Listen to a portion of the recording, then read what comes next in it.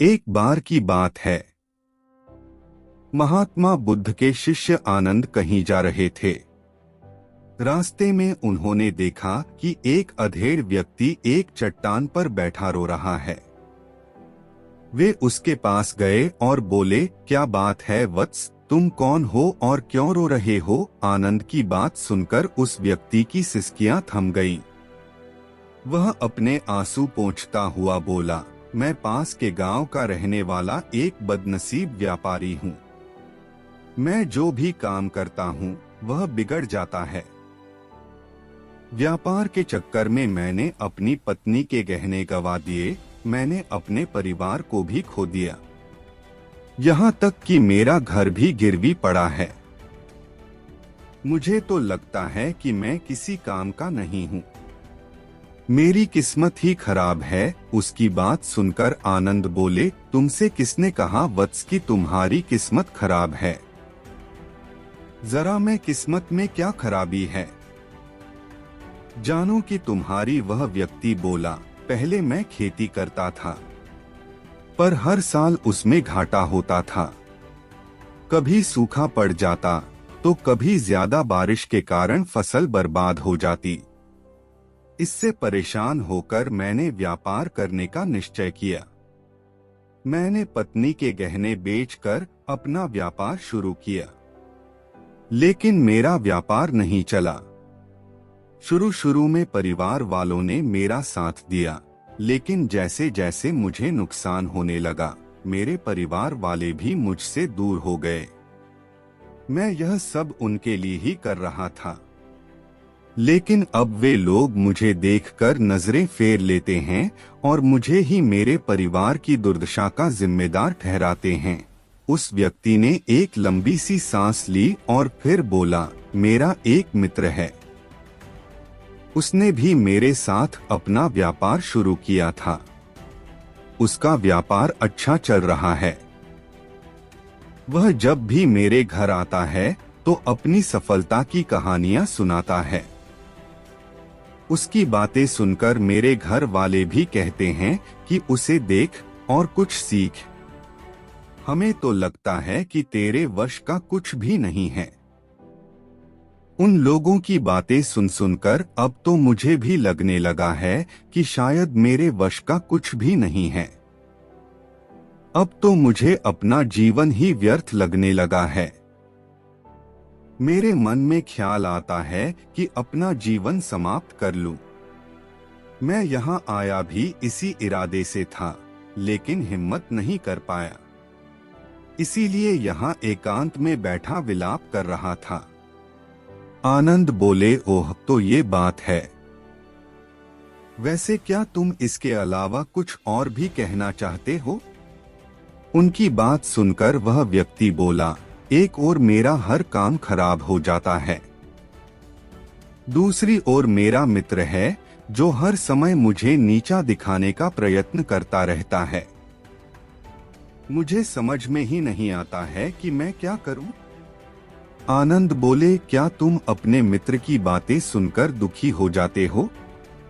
हाँ, मैं उसकी बातें सुनकर स्वयं दुखी हो जाता हूँ, उस व्यक्ति ने जवाब दिया। आनंद ने पूछा, तुम्हें किस बात का दुख होता है? अपने असफल होने का या फिर मित्र के सफल होने का? उनका सवाल सुनकर वह व्यक्ति एक पल के लिए सोच में पड़ गया। फिर वह बोला, अगर सच कहूँ तो मुझे अपने असफल होने का उतना दुख नहीं होता है जितना कि मित्र के सफल होने का होता है। अर्थात यदि तुम्हारा मित्र असफल हो जाए तो तुम्हें खुशी होगी? आनंद ने प्रश्न किया। वह व्यक्ति बोला, हाँ, मुझे बहुत खुशी होगी।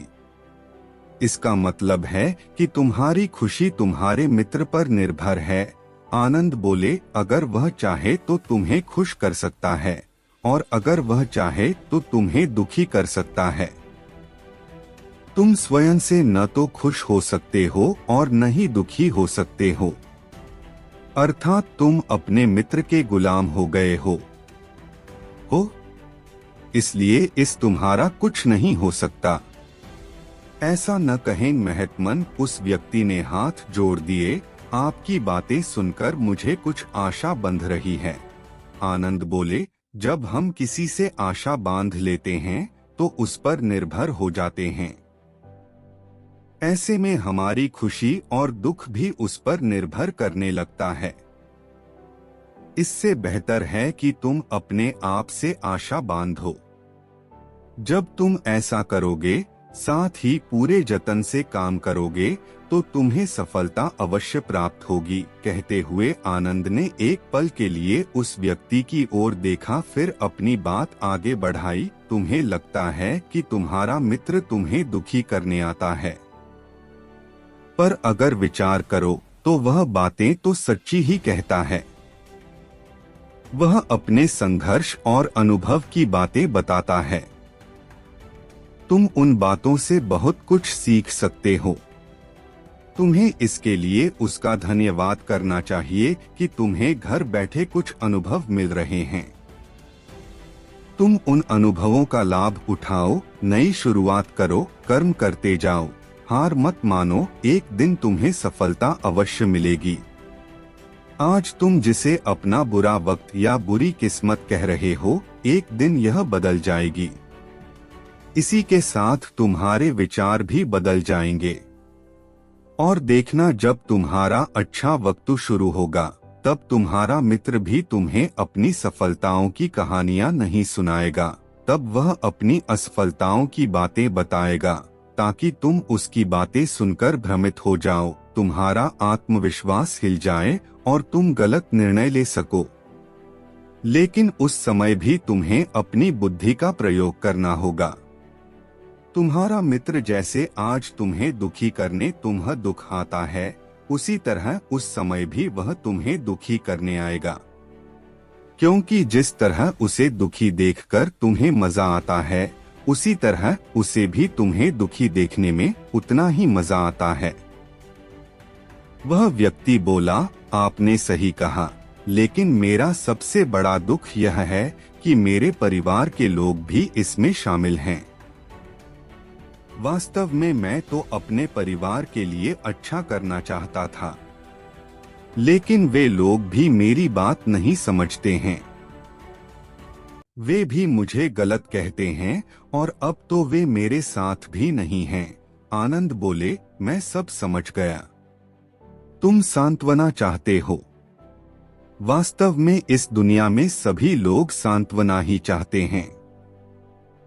हम चाहते हैं कि हम जब भी कुछ करें तो लोग हमारी प्रशंसा करें, लेकिन आमतौर से ऐसा नहीं होता है, इसलिए हम दुखी हो जाते हैं।